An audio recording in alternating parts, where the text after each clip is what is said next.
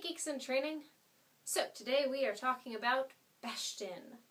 Bastion, if you don't know, is a game that you can play through Steam. It starts when the world ends. An alternate world, though not this world. Anyway, you play as the kid, who is the survivor of this great tragedy that has turned everyone else to stone.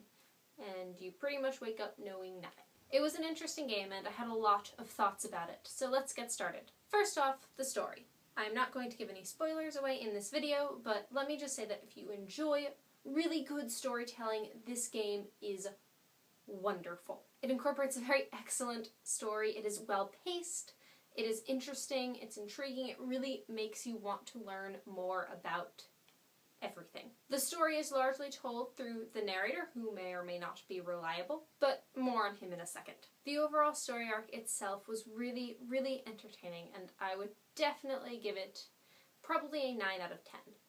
There were some questions that I really wanted answered that were never fully explained, but if you can get past that, it was really, really interesting, and I highly recommend it. Back to the narrator and the other characters, there are definitely some mixed opinions about them. A lot of my friends recommended the game to me, talking about the narrator specifically as being soothing and comforting and just generally trustworthy, and I didn't agree with them at all. Ever. Actually.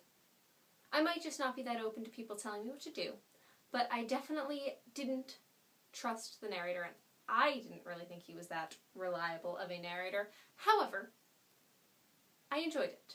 I liked the fact that I found him unreliable. I thought it contributed to the story. I thought it got me more engaged in the gameplay. It also got me to think more deeply and critically about the story because I was focused on what the narrator said and what that could actually mean in the context that I already knew from other things. I thought it added an element that is rare in games. The other characters in the story were also very complex and very interesting, and I actually really did find myself caring about them and caring about the kid. It was just really interesting to see the game have that powerful an effect. I'm not going to talk too much more about the other characters though. I will let you find out more about them for yourself. Onto the gameplay, it was difficult, at least at first. There was a very steep learning curve in the game. I found myself dying a lot.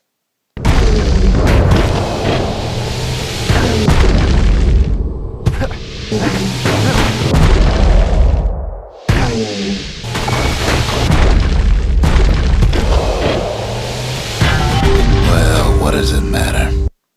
A lot, until I got used to it. But thankfully, there's a no sweat mode, so if you're like me, and you take a while to get used to controls, you're in luck. I thought the enemies were rather repetitive most of the time.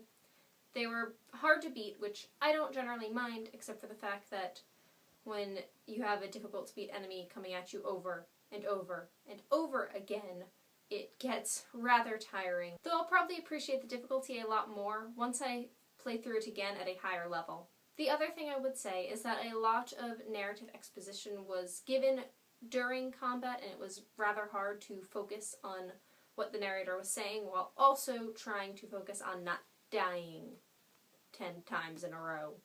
One of the things I really did like about Bastion, though, was the amount of weapons that there were to choose from, even if I did pick my favorites pretty early on in the game and didn't deviate that much. I'm really a fan of ranged weapons. I became so good with the Breaker's Bow. It only took me 4 times to get first place in the Breaker's Bow challenge.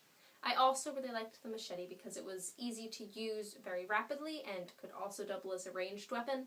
I really, really do like ranged weapons. I did, however, find a few other favorites along the way, especially ones that were effective against my least favorite enemies, so I did end up using those a lot. Either way, it was always really exciting to run into a new weapon on the field because then you get to play with it and see what it did and start thinking about what could upgrade it. It was just generally really fun all around. Overall, I had a lot of fun playing Bastion.